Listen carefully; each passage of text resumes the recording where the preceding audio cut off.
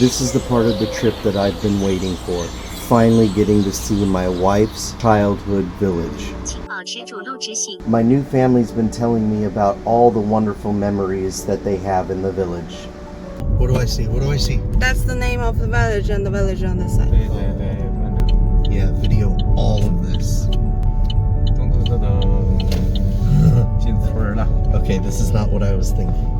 What do you mean? This is our village. When you told me the village and I had seen all the videos of this place, I was thinking in the middle of nowhere. If you were to tell me that it was a village in the US, I wouldn't expect there to be a major highway just at the opening of this village. Oh, I know this one. Did we just mess up their stuff? As far as the houses go, it looks exactly the way I saw it on TV. Like, I knew as soon as we turned onto this road that this was our house. This was the family's house.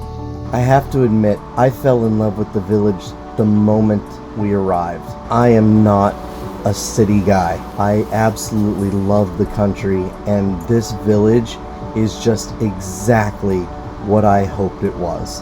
I was overwhelmed by how welcoming and happy everyone in the village was. I can't wait to continue my exploration here in the village. Stay tuned!